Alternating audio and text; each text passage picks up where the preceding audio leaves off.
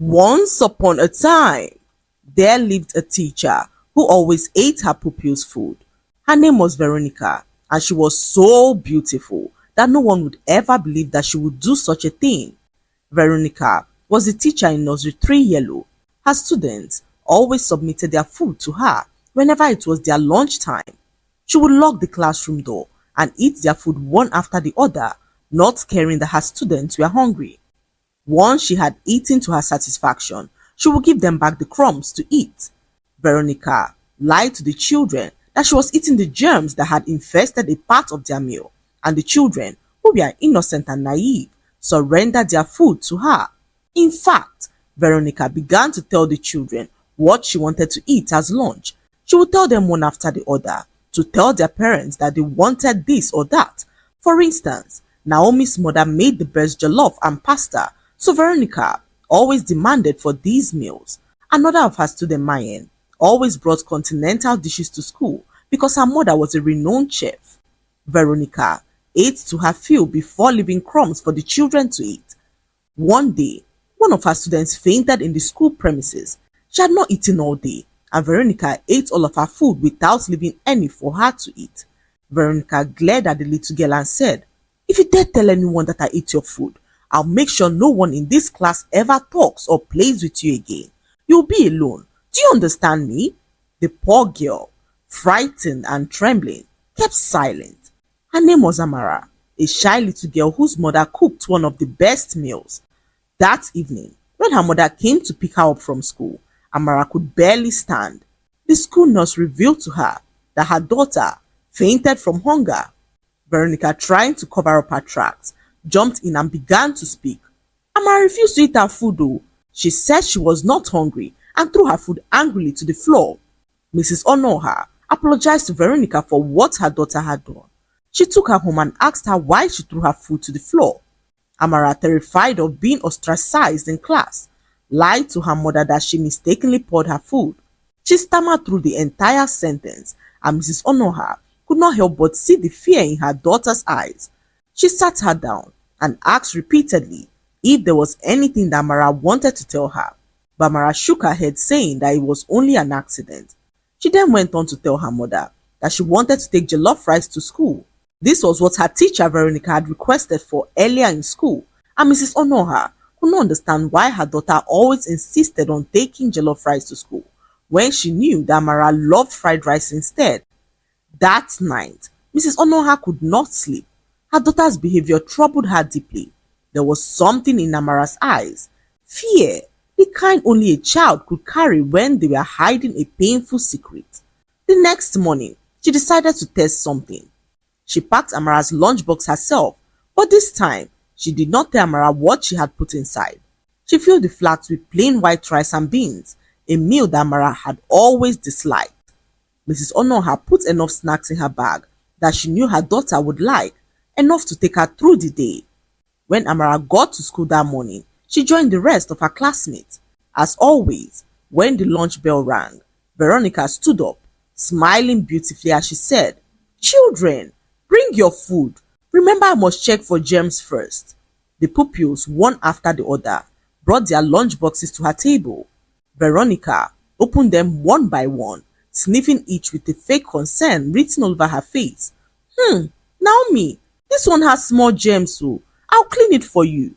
She scooped spoonfuls into her mouth, moaning in satisfaction. "Ah, Mayen, your mommy is a wonderful cook.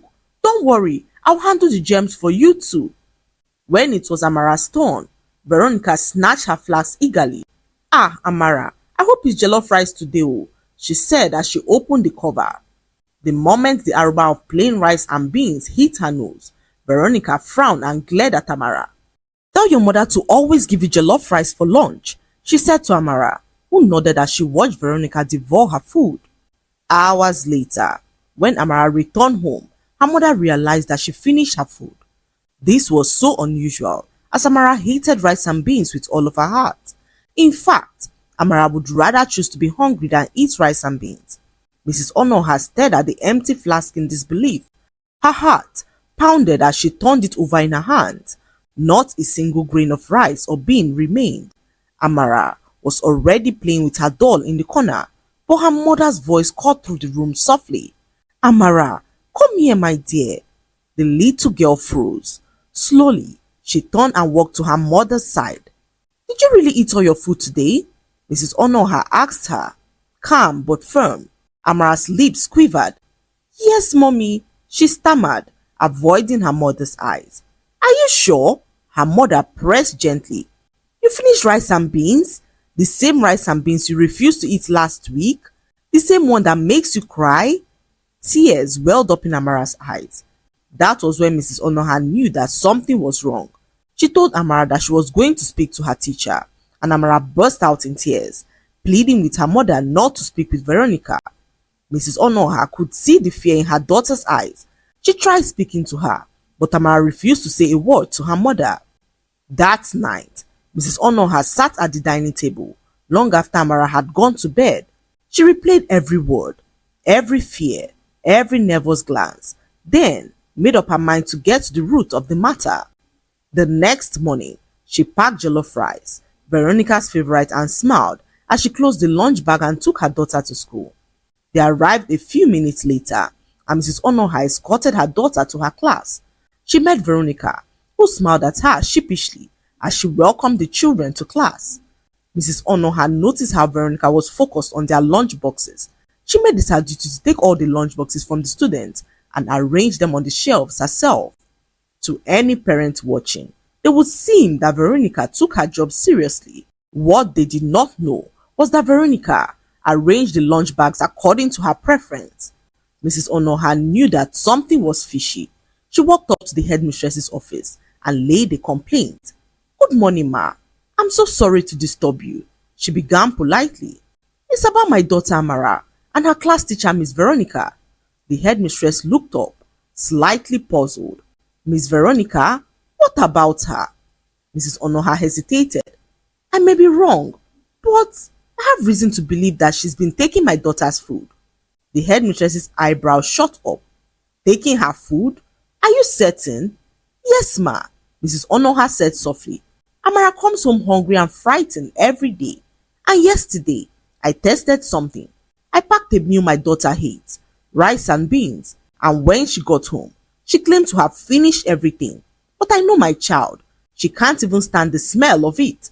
Someone else is eating her food, and I strongly suspect that it's her teacher. The headmistress leaned back in her chair, frowning thoughtfully. Mrs. Onoha, I understand your concern, but Miss Veronica is one of our best teachers.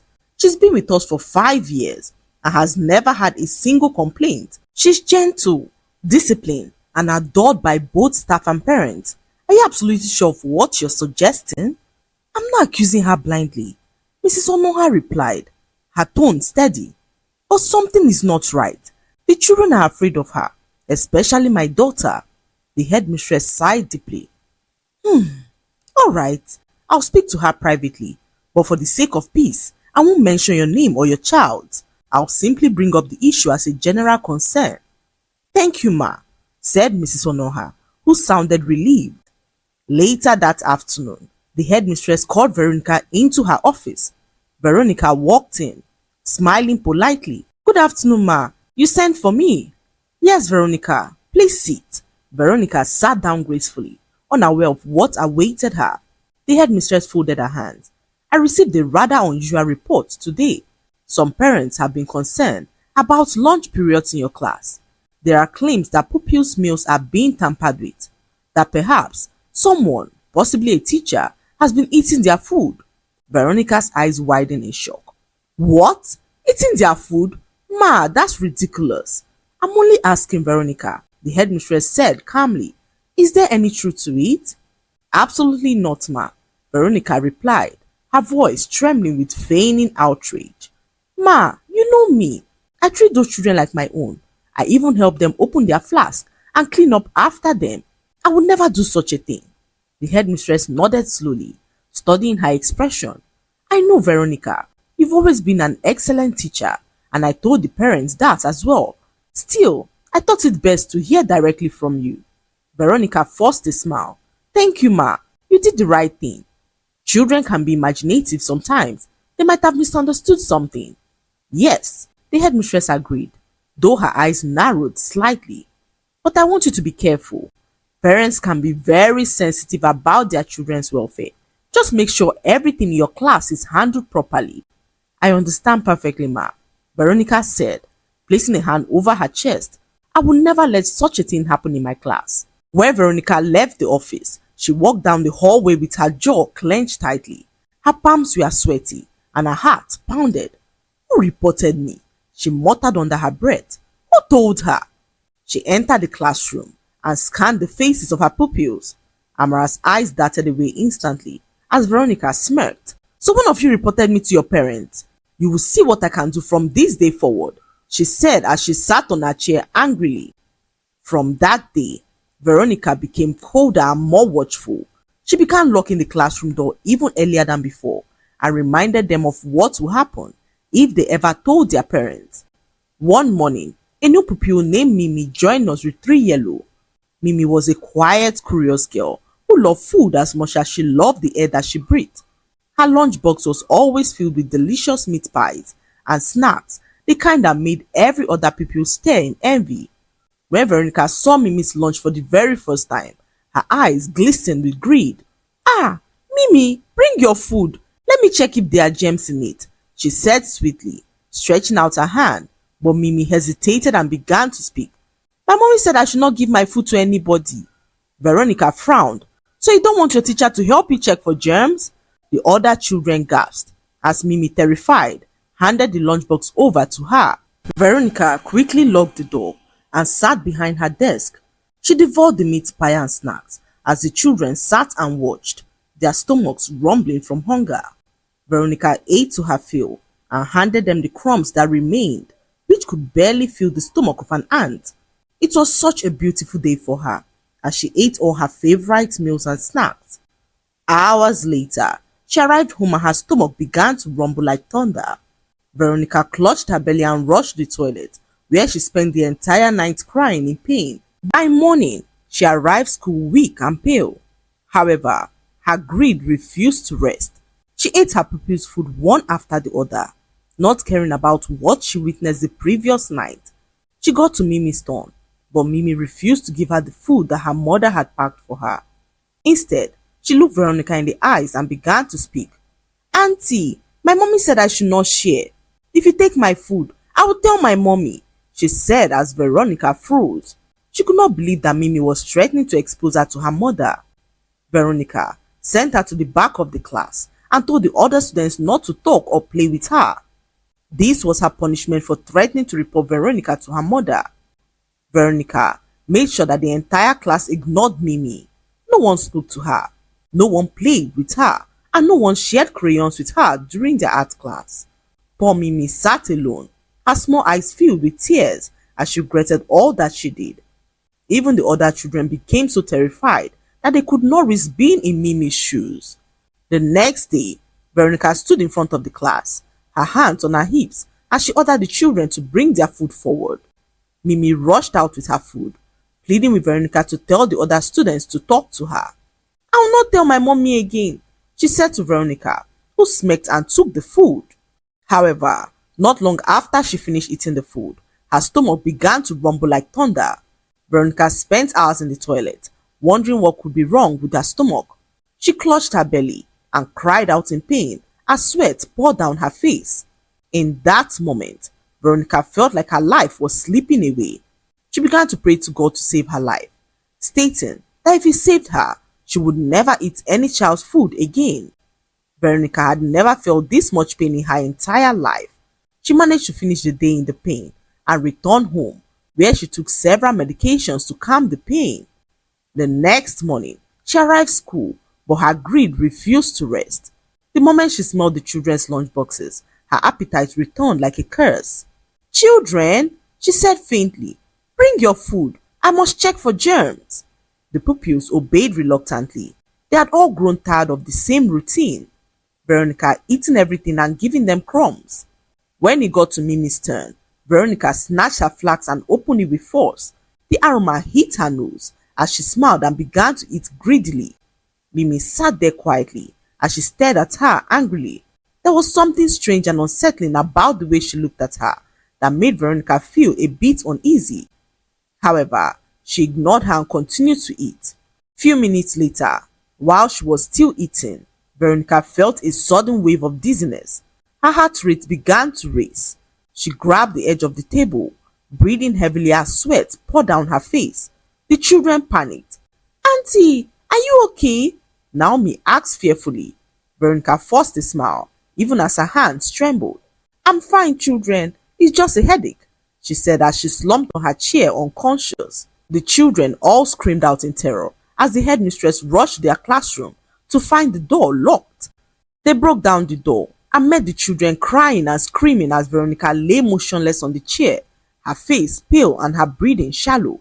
"Call an ambulance," the headmistress shouted, and within minutes, Veronica was rushed to the hospital. The doctors worked tirelessly, inserting drips and running several tests. Hours passed before one of the doctors stepped out, his face puzzled.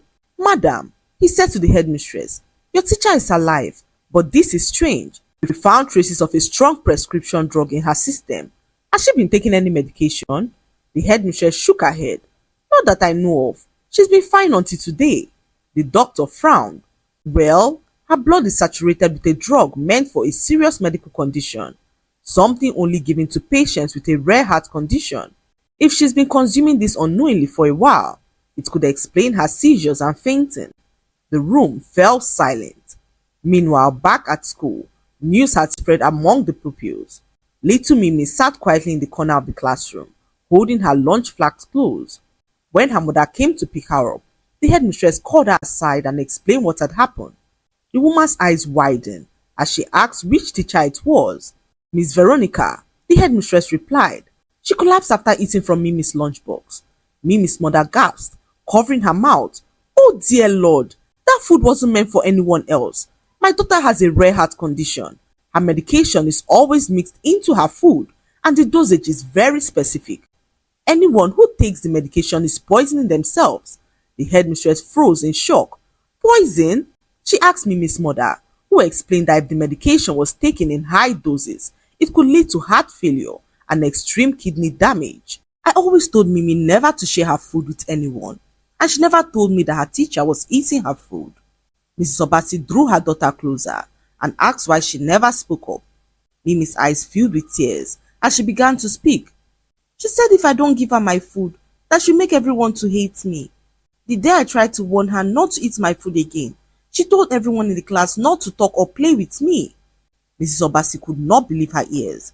She hugged her daughter tightly and assured her that it was now over. Meanwhile, back at the hospital, Veronica woke up to the horrifying news.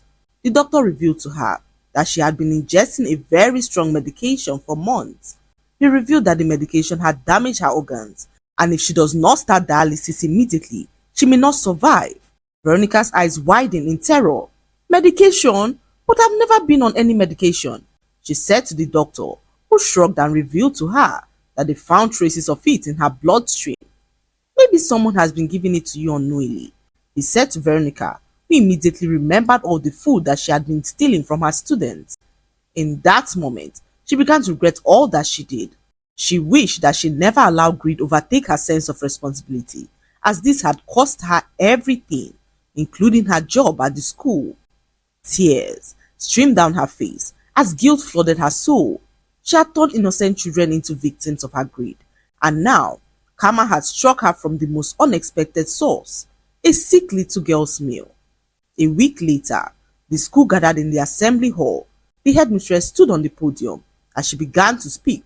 "Let this be a lesson to us all," she said. "Greed never goes unpunished. Miss Veronica has resigned from her position. She will spend the rest of her life receiving treatment for an illness she brought upon herself." The school installed CCTV cameras in all the classrooms to prevent things like this from ever happening again. They began to take parents' complaints more seriously and monitor their teachers and pupils more closely. The lesson to be learned from this story is that greed is a silent poison, the kind that eats you from within like a cancer. Learn to be content with what you have, because contentment is the greatest form of wealth. When you take what does not belong to you, you not only dishonor others, but also invite consequences you cannot control.